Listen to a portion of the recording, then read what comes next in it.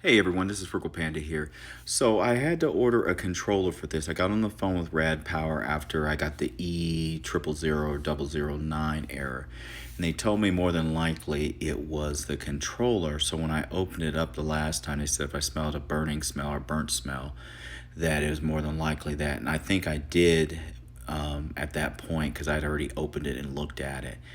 And I told them, yeah, I believe so. So it was still had a little bit of the warranty left on it. So they sent me another one. It took about probably, I want to say a week, maybe a little over a week to get here. So I got another controller. I'm supposed to send it back. I'm going to call them again because maybe I missed an email with a return label or whatever. So they can look at it or, whatever with it. So the one I got was pretty much identical. So basically, I watched the video first, of course, that they have on their website, or they send you in an email. And it showed me, how to do it, but make sure I would unhook each wire one at a time.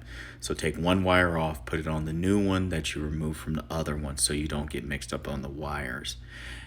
Because most of them are color coded, but a couple of them are pretty similar in color and you have to look closely. And I think if I had to do this again, I know if I had to do this again, I would be much faster. Did I enjoy doing this? No. And another thing on the screws, be careful with those screws. Even though you see 3 in there, I have the other one because I knew I was going to have to take it off again. So I have all 4 of them. But be very careful with the screws. They are very soft metal and they will basically not be able to work with your screwdriver after a while, if you strip them. So be careful. I'm going to pull the one I didn't put back in because I didn't want to put it all back together and I didn't have it right. So I tightened it up but left one out, and plus I want to take one of them and probably go to Lowe's or somewhere and get our Home Depot and get some more of these screws because they are pretty soft metal. They're really cheap screws, guys. So be mindful of that, especially if you try and use like a power drill or anything like that, a power screwdriver.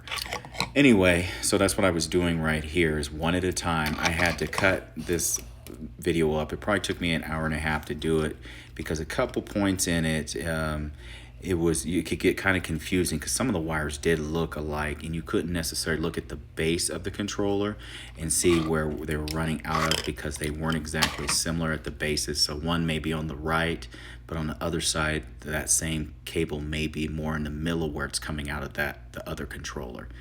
So it took me a couple times to just step away. You don't need to hear me speak in regards to installing like my actual voice as I'm doing it, because it's a lot of irritability in doing it. You're doing it for the first time.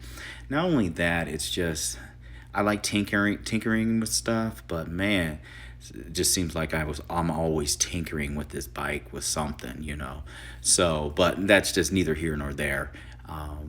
That's from the flat and everything else, but that's nothing to do with the bike. That was just for me underinflating it. But the other issues I had is that controller was slowly burning out when I was in Oregon that I really didn't know about. I kind of had an inkling something was going on. It might be the controller, and a couple people said that. So, and I've also pulled that controller out a couple of times, so to check the wires, all that stuff, once I got that 009 error code. Anyway, as you go through this, just be careful with the wires that come out of the Lectric XP. They're very thin, some of them, and I was really afraid with some of them that I was going to pull them out, the ones going actually into the bike. And also in here, there's 2 sets of gray and black wires, which really threw me off for me. I was like, oh crap, because the other one didn't have them. They were a little better. It was color coded exactly, but luckily I remembered on the video that they were interchangeable, and I don't think it mattered which one I plugged it into as long as it matched the gray and blacks or whatever on the other one. So anyway, I did that, put it back together. It was a little more difficult getting it in because it's a mess of wires, guys.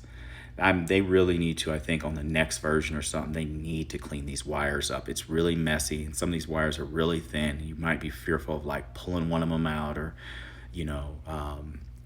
basically pulling them out or ruining them and having a whole nother set of problems you got to work on. So I finally got it in and everything like that, and put it back together.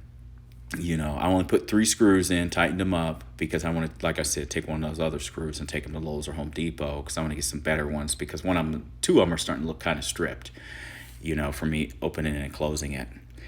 So anyway, put it all back together. It didn't take too long once I got it all together like this and turned it on, and lo and behold, there was no error code. It looked normal.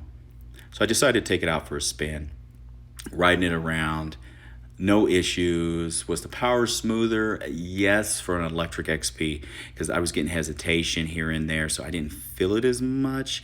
And that obviously was probably from that controller burning out, but it's still, electric XPs, their power is kind of weird on how it comes on anyway, but it was much better than what it was as that controller was slowly failing.